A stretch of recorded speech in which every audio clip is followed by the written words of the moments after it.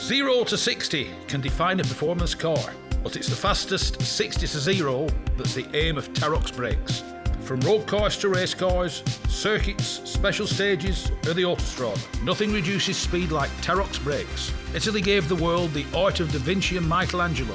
Tarox has given drivers the art of stopping. For more information and to acquire your own masterpiece, visit tarox.co.uk.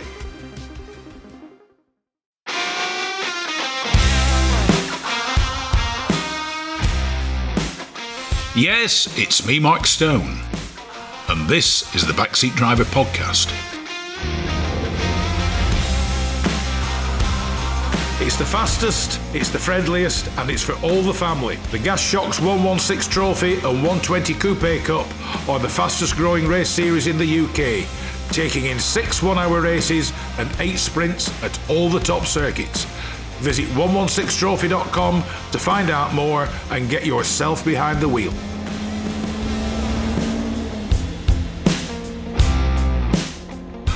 I'd like to introduce to the Backseat Driver radio show Matthew Poat, Chief Chocolate Engineer at Racing Chocs. Oh, that sounds good. A man who has transferred from being a motor racing electrical engineer involved heavily with Formula One into still producing motor racing products. It just so happens you can eat these. Yes, you can. Matthew, welcome to the Backseat Driver radio show. Well, thank you very much for having me. How did a motor racing electrical engineer who produced the battery pack that allowed Alonso to win his F1 World Championship in a Renault, how did he become a chocolatier? We'll use the French term chocolatier. Chocolatier is a good term to use. I mean, it was a long journey from that point when I was working at a battery company. I worked for a number of different electronic manufacturers since then, doing data loggers, sensors, and onboard video systems. But really, the crunch time came when I'd messed about with some little 8-scale models of various drivers' racing helmets that you can buy from various places, and created some ice cubes, racing helmet ice cubes. I conclude you produced those just for the fun of it. Just for the fun of it, yeah. You know, I was doing a day job that had me fitting video systems in racing cars, like up at Knock Hill, over at Zandvoort, and contorting myself into these, you know, Porsches and things which have these roll cages, and you're getting yourself in through the window, your legs up in the air, trying to get under the dashboard, and just starting to feel the aches and pains as you get older, and thinking, you know, this is 11 o'clock at night, it's peeing down with rain, and there's got to be more to life than this. And so my brain was in this sort of creative mode, and I was having a play with these models and some silicon molds that I was making, and then just on Instagram, I saw these chocolates made by this chocolatier over in New York, and they were shiny, they were colourful, reminded me of Jacques Villeneuve's racing helmet with lots of purple, pinks and greens and things like that. And I didn't realise that chocolate could be so glossy and so colourful. And it just got me thinking, I wonder if anybody's ever made chocolate racing helmets. Yeah. Because that's just where my brain made that connection. Because I must confess, when I first came across your company, I thought, what a damn good idea. Yeah, we hear that a lot, and one of the other things we hear is they're too good to eat. Yeah, you know, which is disappointing because they taste great too. You know, so people are missing out on a big factor of the big part of the enjoyment.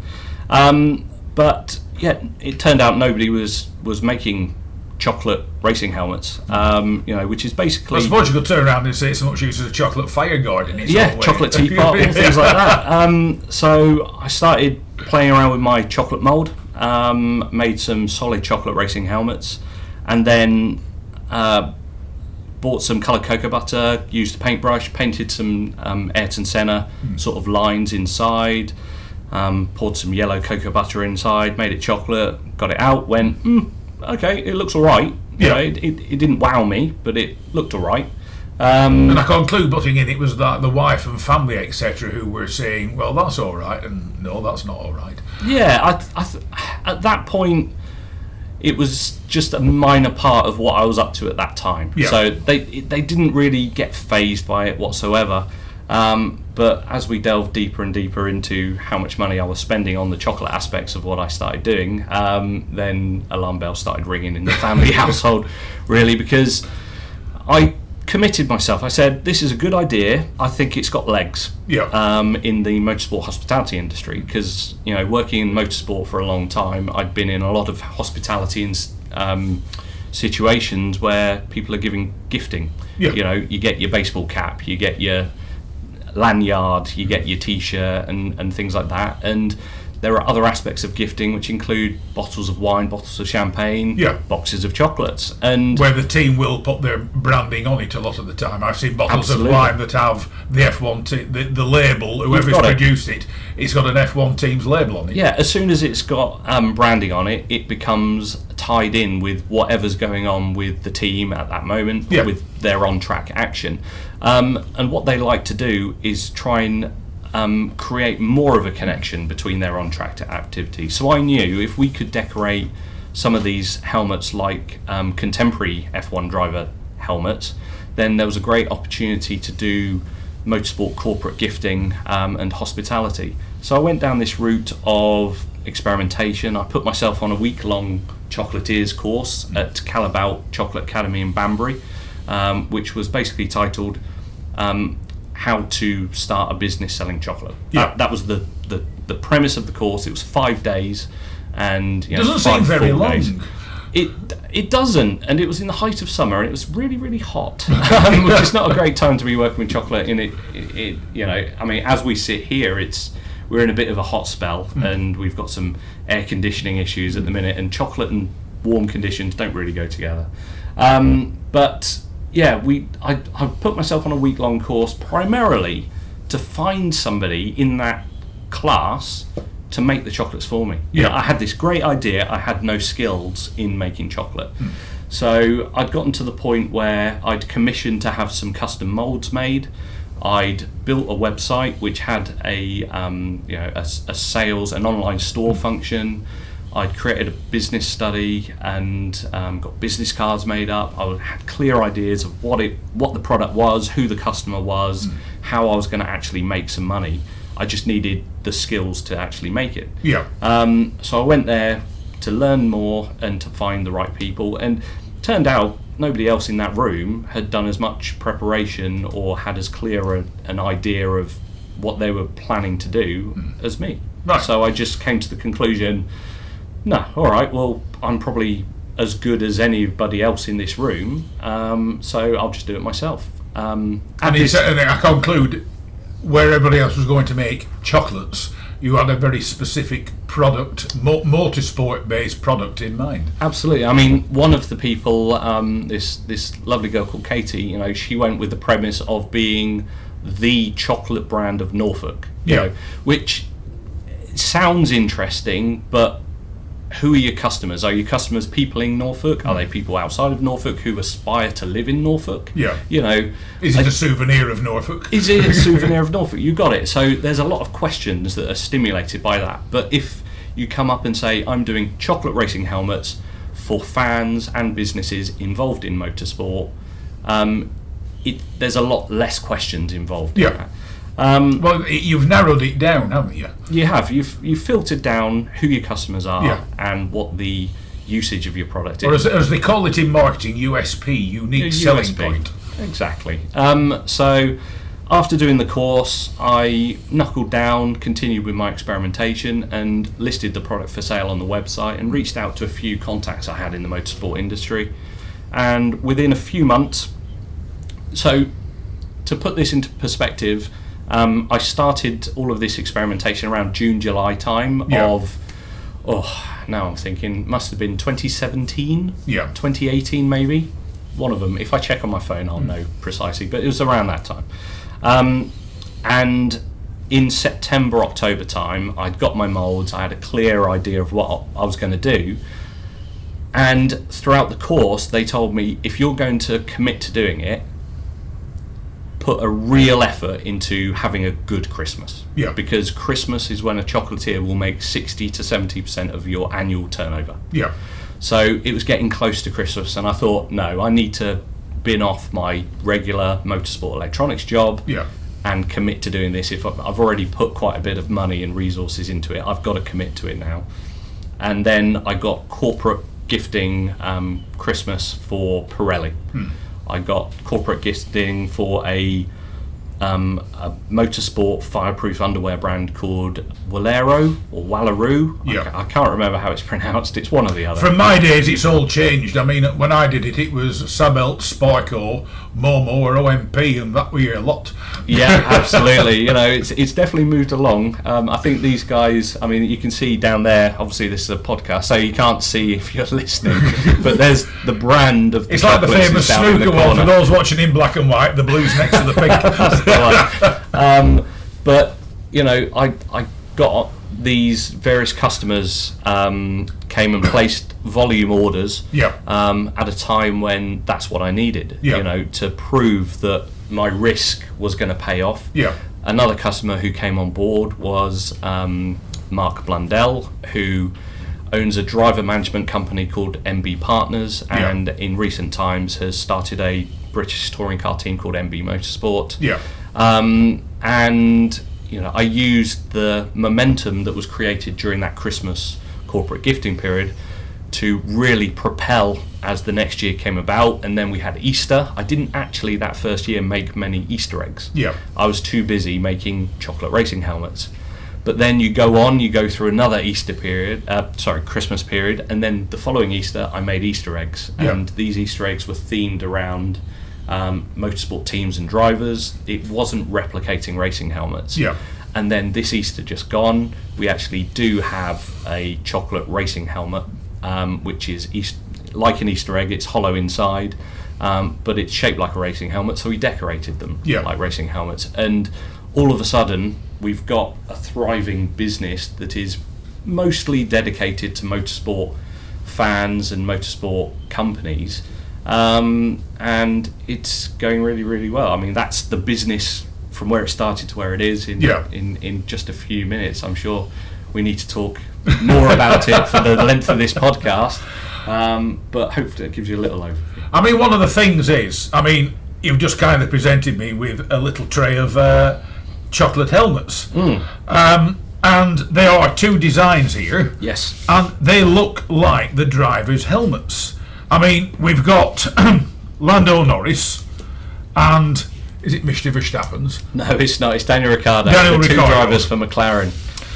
And they look like the helmets. They do. And, you know, a lot of the reason why they look like the helmets is the attention to detail that we strive for in the work that we do, and the ability to distill some pretty complex designs down into their basic elements.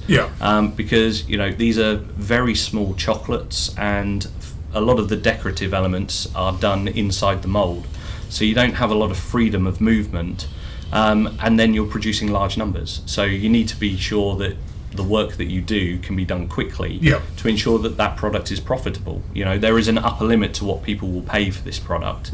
So in order to make the business profitable, or at least sustainable, even if you're not profitable. And the fact that your wife would like to see wages. I mean, she'd love it if I came home with a positive pay packet at the end of the month. Unfortunately, anything that does end up in the positive gets funneled straight back into the business, so that we can, you know, put it on a firmer footing going forwards.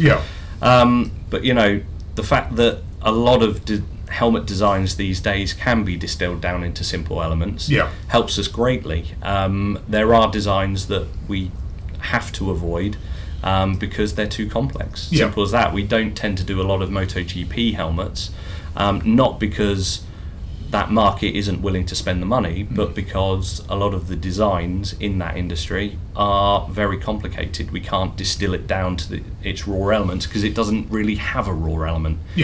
And I mean, you look at a real crash helmet. By the time, I mean, just take a British touring car helmet. By the time they've finished, these helmets stand the driver or stand somebody after they've been painted at £5,000, £6,000, £7,000 a time because of the airbrushing, the designs, and everything else. A crash helmet, a top-end professional crash helmet, is an expensive piece of kit.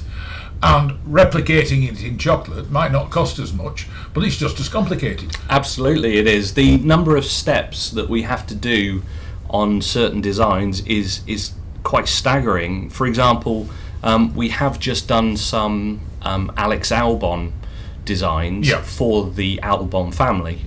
So I was, his mum popped in last week to collect the chocolates, and in terms of pure decoration alone, we counted the other day, it was 17 processes. Now that's 17 times that one person has to move with clean fingers a chocolate into the spray booth. Just going on, these helmets are decorated by hand, don't they? Oh, all by hand, yes. So they don't pop out of a machine. No. Done. No, I wish I could invent a machine that would do it, because I'm sure I'd be able to make this business a lot more profitable. But unfortunately, no, it's all done by hand, either using paintbrush or stencil and airbrush combination. And these Albon ones, so you've already applied any stickers you need to the mould, applied any paintwork that you need to inside the mould using coloured cocoa butter, because proper paint wouldn't taste very nice. And just putting in, this is an 8th scale. This is a tiny little thing. It's the size of a regular truffle or Quality Street or a rose, something like that. Cadbury's cream egg is a bit smaller than that. Yeah, well, you're all right. Your Cadbury's cream eggs are catching you up quite nicely, aren't they? They are shrinking in size these days. And then you've done all of your preparation work. Then you've poured chocolate in, and then poured the chocolate out again to create a shell, a cavity that you can then pour your filling in. You put your filling in, then you cap it to seal that filling inside the chocolate, then you remove the chocolate from the mould. From that step on, anything that you do, we call detailing. So if you have to spray the visor to make that stand out on the helmet, if you have to apply logos or any little bits of detail, on this particular helmet, it was 17 steps. So we had 17 different stencils, and one person was moving the chocolate onto the spray booth, whilst the other person holding a stencil is getting really mucky and really dirty. That person can't touch the chocolate, so it's a 2-person process. And we had, I think it was 90 chocolates we need to do, and we've probably spent about 3 days in total detailing these chocolates to ensure that they looked like the chocolate racing helmet. I've got one here, again, podcast apologies, whilst I just reach over and grab one of these chocolates, because I just saw it out the corner of my eye. All right, so that's one of them. That's one of the chocolates. And the difficulty with Alex's helmet is he's got the Thai flag across the top of his helmet. Yeah. And that, for the listeners, has it goes red, white, blue, white, red as 5 vertical stripes on the flag. Yeah. And to spray that using an airbrush is extremely difficult. Yeah. It's an extremely difficult design to pull off. It's like I said, it's difficult to do, apart from the absolute maestros at it, but it's a highly skilled job on a full-size crash helmet. Yeah, I mean, if it was this just is an 1/8 of the size. If it was just a sticker to be applied on the outside of a helmet, then you print off a sticker, you'd apply the sticker, and away you go. But to actually have a straight line that's nicely, clearly defined, and the distance between each line is not is nice and even, and things like that. It's a very complicated thing to do. Well, you add into that a fact that there's also there's the ghosted bowl of red bulls there. Absolutely. So besides all his own colours, you've got the team's logo to put onto it. You do, and you've got the Williams logo on the very front under the visor. You've got the visor itself you need to spray, and on the back you've got the Thai symbol for the number 23. Yeah. And then you've got all these zip lines that we had to do around the front. This section here, which looks blue with the Red Bull logo on the front, we actually had to spray that blue because these circles were continuous, and we had to cover them with blue again. So then we've got these little paint strips down the side. There was just a lot going on.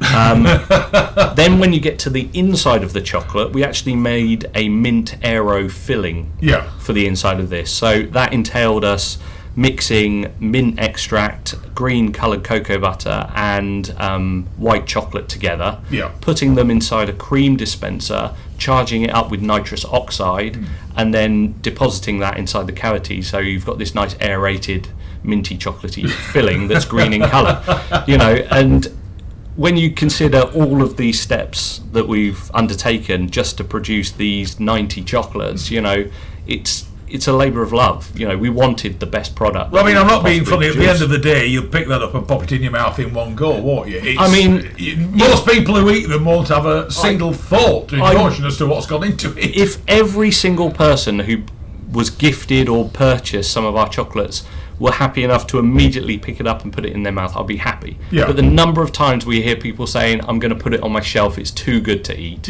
it depresses us because they taste so good. And yes, they are edible pieces of art, and a lot of time, effort and love has gone into their production. But at the end of the day, it is chocolate. It needs to be eaten. Yeah. The good thing about chocolates such as this Alex Albon design is it can be a platform for us to gain a lot more awareness of what we're up to. Well, I should imagine, the favourite thing's going to be is, when I take these home, somebody will come round and I'll say, do you want a chocolate crash helmet? Where did you get those from? Now, okay, it'll be a friend of mine talking to me, but one team, somebody from, all teams intermix because they all want to know what each one's up to. Well, of course, they want a competitive advantage. So one team member is going to come into another team member, and they might not ask, but they'll go back and say, they've got bloody chocolate crash helmets in there. Where did they get them from? Yeah, it's proven to be a very viral product. Yeah. And what I mean by that is, if we supply one sponsor of the McLaren team, for example, we nowadays are doing a lot with various McLaren sponsors, because we started off doing one sponsor for McLaren, and then the marketing and sponsorship activation teams see that one product and say, wow, people were responding very positively towards that particular, it might have been a very low cost, low key part of the sponsorship activation where you're getting branded baseball caps and t-shirts and things like that, but those things, they're almost expected, whereas something like this has got that wow factor. It triggers a number of emotional responses. You've got the look of them, the smell of them, the taste of them, and any emotional connection you have to the subject matter. If it's a Lando Norris racing helmet, it might be that you hearken to the enjoyment you have of watching Lando race online on his sim racing stuff, or if you're a fan of Daniel Ricciardo, you could think about his Monza victory where he was doing the shoey on the podium and things like that. So all of a sudden you've got this additional emotional connection that you just don't have if you buy a box of Thorntons, where you're just enjoying it based on the taste. Now, you're also expanding, because besides these rather nice little helmets, you're now doing a bigger one. We are. So this was stimulated by our desire to do Easter egg products. And as I say, last year we did Easter eggs. A lot of the eggs that we created were for corporate clients, so they were branded with company logos. But we also did a bunch themed on various Formula 1 teams, drivers and things like that. And there was a great response. But people were asking, why don't you do a chocolate racing helmet that's like an Easter egg, so hollow inside?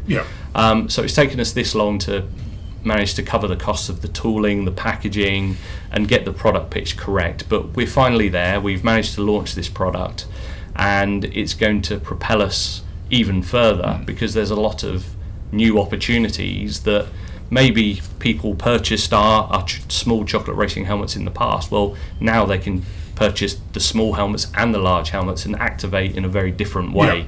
And I'm fully expecting that next Easter is going to be extremely busy for us on the half-scale chocolate racing helmet side. We've also got these chocolate bars, which we call Apex bars, which have a profile of a corner embedded into the mould, and this is our primary product for Christmas activation, because its price point is very good for stocking fillers. It's a few quid, which a box of our chocolate racing helmets, it's £17.50. So that's more of a gifted product, whereas and the bulk of that comes into how labour intensive it is to make them. I mean, that's a big aspect of the price point. We also use high quality ingredients from a Belgian chocolate manufacturer called Calabout, which, as I say, that's where I trained. They've got a chocolate production facility over in Banbury, and we don't skimp out on the packaging of our products either. We use nicely weighted, thick textured boxes because we recognise that a lot of our product is gifted. Yeah. So it needs to look as good on the outside as it needs to look on the inside. And again, it comes down to it being a passion project for us. You know, we want to ensure that at every step of the way, people are enjoying the experience and are enthusiastic about it. Now, apart from the Apex boys, I mean, you can't just go into a confectionery shop or a chocolate shop and buy these. I mean, because there's you and two other people. Yes. You're not a factory. You don't produce them in vast quantity. I wish we could. You know, if the demand is always higher than our ability to produce, we are production limited. So a lot of times at Easter and at Christmas, we have to close the order book because we're oversubscribed with orders.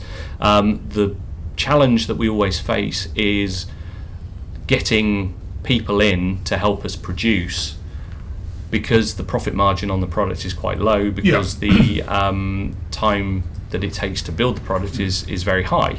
So we can only accommodate 2 to 3, maybe a maximum of 4 members of staff at this time. And as soon as you get 4 members of staff in the workshop, then you run out of the equipment that they can use. There's only one spray booth. You need to have a spray booth that extracts the coloured cocoa butter from the air, because otherwise the environment becomes super. Cocoa butter is a fat. So if the fat lands on your finished product, the finished product ends up looking dusty. Simple as that. So there are other limiting factors, and as the company grows, we expand our equipment and our team, and you know, we're growing organically. Simple as that. We're very production limited. And it's proving it to be a challenge. We're not a massive factory. We don't use a lot of mechanisation. The only machines we really have, we've got what's called a panner, which tumbles chocolate. We're not using it a lot at the minute, but it's how you end up with a chocolate coated raisin, for example, or a peanut.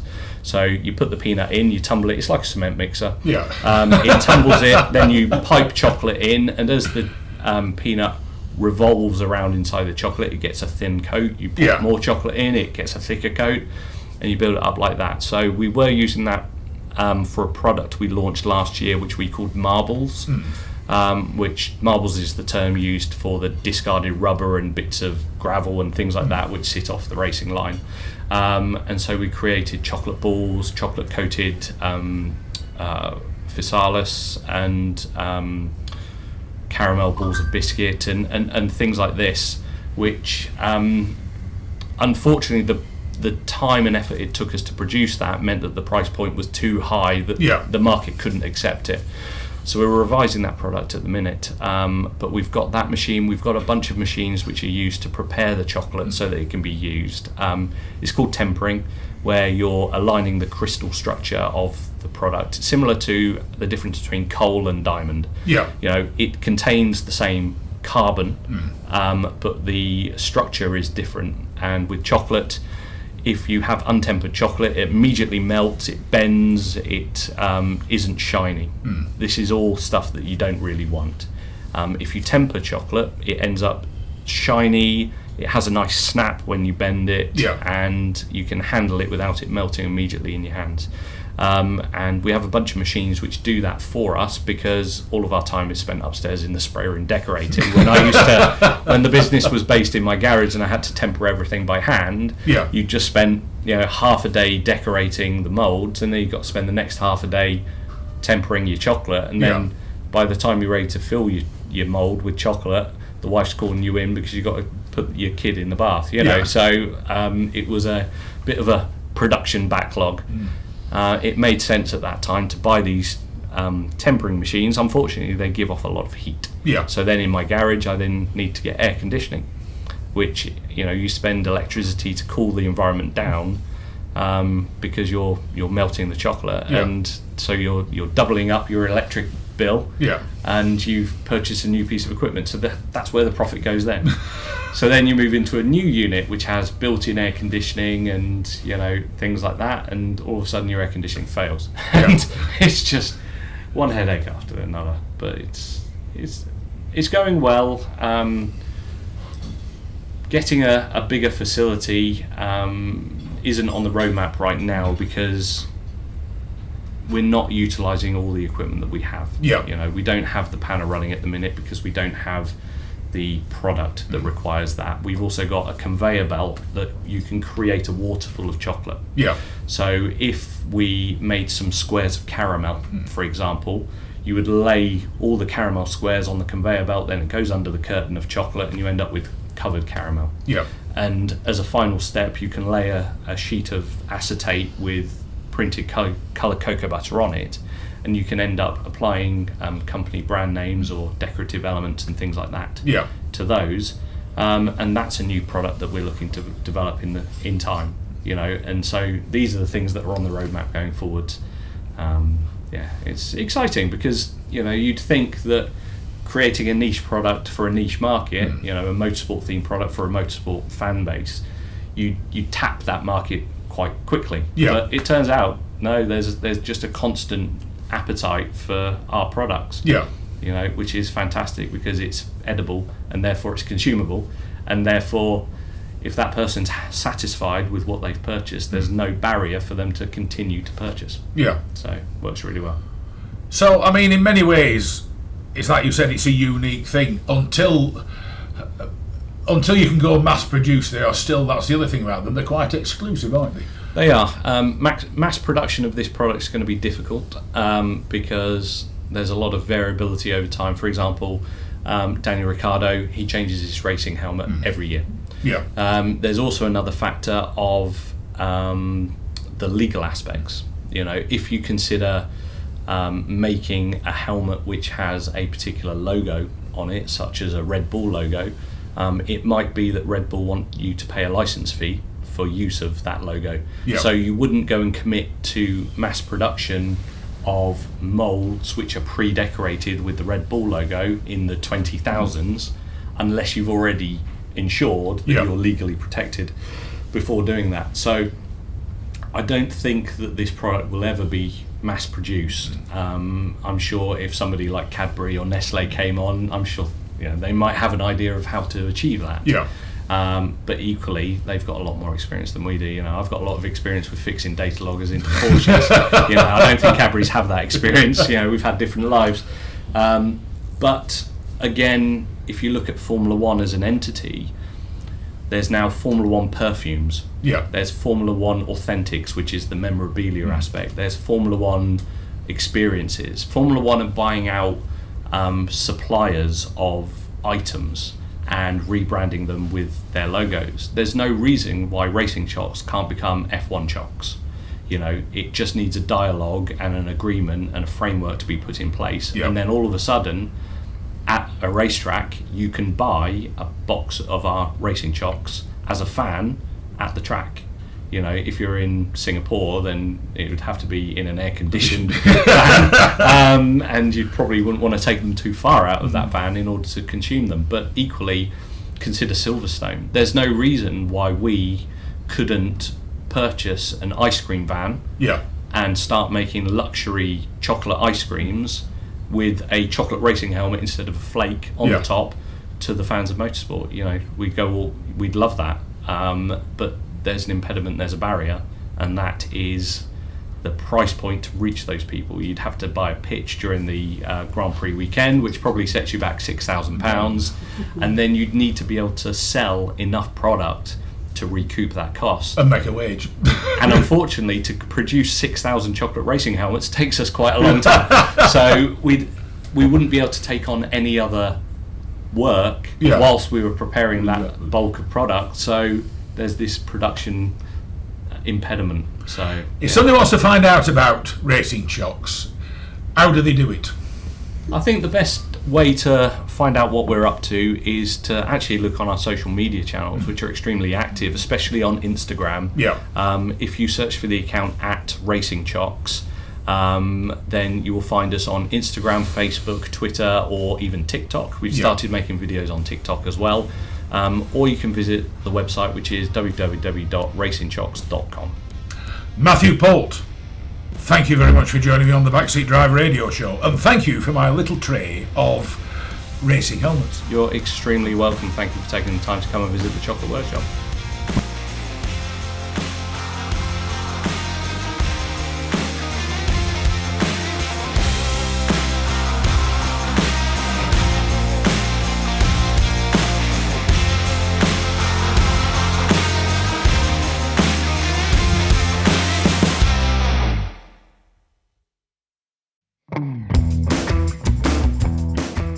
Rarely beaten on price, never beaten on service. Whether it's cars, bikes or commercials, Hoddy Tyres are the best in the business. And when it comes to tyre expertise and advice to supplying the correct tyres for your vehicle's specific requirements, nobody comes close to David Lakin and the Hoddy Tyres team.